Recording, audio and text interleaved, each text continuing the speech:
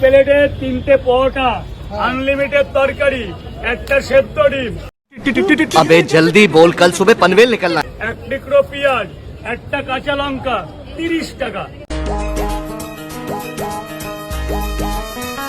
Hello আমার সিনেমাপ্রেমী বন্ধুরা, আশা করছি তোমরা সকলেই ভালো আছো এবং আমিও ভালো আছি। তো আজকে অনেক টপিক নিয়ে আলোচনা হবে, অনেকগুলো সিনেমা নিয়ে আলোচনা হবে। একেবারে অবস্থা খারাপ করে ফেলে দেবো, কারণ এই ডিসেম্বরে প্রচুর সিনেমা আসছে, বলিউড, হলিউড এবং আমাদের বাংলা সিনেমার সঙ্গে কিছু ওয়েব সিরিজও আসছে ধামাকাদার। আজকে টপিক নিয়ে যেটা আলোচনা করবো সেটা হচ্ছে মুফাসা দ্য লায়ন কিং এবং এদিকে বেবি জন।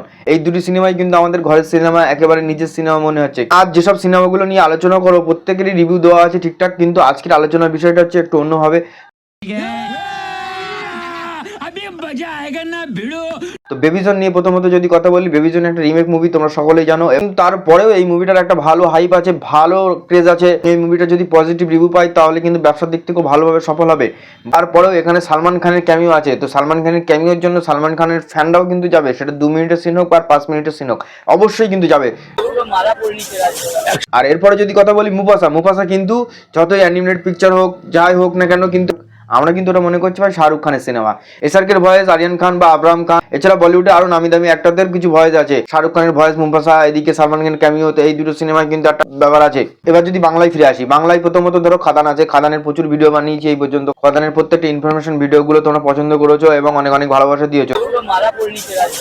তো খাদানকে নিয়ে আমার অন্য কোনো আলোচনা নেই, কিন্তু সন্তান নিয়ে আলোচনা করতে চাই। সন্তান মুভিটা রাজ চক্রবর্তীর সিনেমা, এসবিএফ এর প্রোডাকশন, শুভশ্রী গাঙ্গুলি এবং মিঠুন স্যারের মতন একজন অভিনেতা আছে। তো এই সিনেমাটা কিন্তু একটা ভালো ক্রেজ আছে, ভালো ক্রেজ। আর হ্যাঁ, এটা কিন্তু বাংলায় সেফ জোন, একদম সেফ জোনে খেলা সিনেমা। সবাই তোমরা জানো, দেবও কিন্তু এই প্যাটার্নে চলছে, জিতো আজকাল একটা দুটো সিনেমা দিচ্ছে, সবাই কিন্তু এই প্যাটার্নে সিনেমা দেওয়ার চেষ্টা করছে। এই প্যাটার্নটা কিন্তু অ্যাকচুয়ালি শিবপ্রসাদ স্যার, নন্দিতা রায় এদেরই প্যাটার্ন। এনারা কিন্তু এই ফ্যামিলি ড্রামা নিয়ে এসছে প্রথমে। এনারা দুজনেই কিন্তু এই জেনারেশনে এই ফ্যামিলির স্বাদটা বুঝিয়েছেন, কিন্তু এই সেফ জোনে অনেকেই খেলছেন। দেবও কিছু কিছু সিনেমেট করেছেন, ভালো একটা বড় প্রোডাকশন হাউস, ভালো একটা ডিস্ট্রিবিউটার এসবিএফ।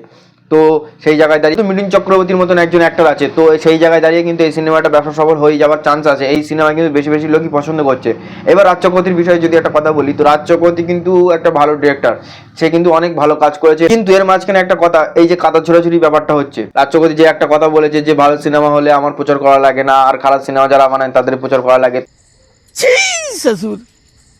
তো এই বিষয়টা নিয়ে হয়তো দেবকে টার্গেট করে বলেছে, কি দেবকে টার্গেট করে বলিনি, জাস্ট এটা একটা ফর্মালিটি, এরকম ভাবে বললেই সিনেমার প্রমোশন হয়, এইগুলো কিন্তু আছে তাদের মধ্যে, সেটা কিন্তু বড় লেভেলে হয়। এর আগে কিন্তু দেব আর সৃজিতের মধ্যে একটা ব্যাপার হয়েছিল, কিন্তু তারা কিন্তু আবার টেক্কা সিনেমা করেছে। তো তাদের মধ্যে কিন্তু বন্ডিংটা ঠিকঠাকই আছে, জাস্ট একটা প্রমোশন লেভেল বা সিনেমাকে প্রমোট করা বা একটা কথা বলে ভাইরাল করিয়ে নেটওয়ার্ক ছড়িয়ে দেওয়া, একটা বিষয় নিয়ে আরো আলোচনা। আমরা যদি এইভাবে দেখি বিষয়টা, তাহলে কিন্তু কোনো ব্যাপারই না। কিন্তু ফ্যানদের মধ্যে যে কাদা ছড়িয়ে ব্যাপারটা থাকে, ওটা কিন্তু হয়েই থাকে, ওটা কিন্তু হয়েই যাবে, কিছু করার নেই। দেব ফ্যানরা কিন্তু শুনবে না, বিষয়টা সেরকম ভাবে দেখলে হবে না। ব্যাপার হচ্ছে প্রত্যেকটা সিনেমায় সাপোর্ট করার দরকার আছে। তো সিনেমা প্রেমী যারা, সিনেমা যারা দেখতে চাও, সন্তান একটা ভালো মুভি হবে, ফ্যামিলি ড্রামা, সেখানে ডায়লগ ডেলিভারি আছে, লার্জ স্কেলে বানানো। রাজ চক্রবর্তী যেভাবে বানিয়েছেন সিনেমাটা, এর আগে আমরা অনেক সিনেমা দেখেছি সিরিয়াল মার্কা ভাবে বানানো।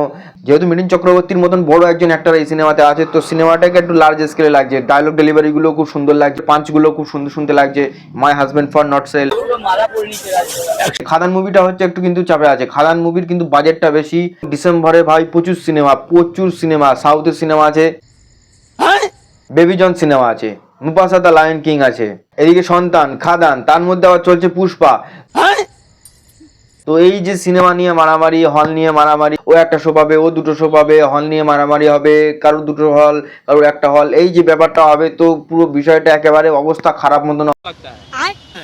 সিনেমা দেখে উঠতে পারলে হলো এবং তাড়াতাড়ি রিভিউ দিতে পারলে হলো, তোমরা যাতে বুঝতে পারো যে কোন সিনেমাটা বেটার এবং কোন সিনেমাটা দেখা যেতে পারে।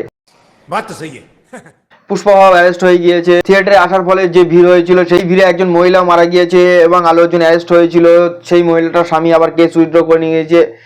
আল্লু অর্জুন, পুষ্পা বাড়ি চলে গিয়েছে, এসব নানান কিছু হচ্ছে। তো এখন আমি চাই বছরের শেষটা সবার ভালো কাটুক, সবাই ভালো থাকুক, তো সবকিছু ঠিকঠাক হয়ে যাক এবং নতুন বছর সবার ভালো কাটুক।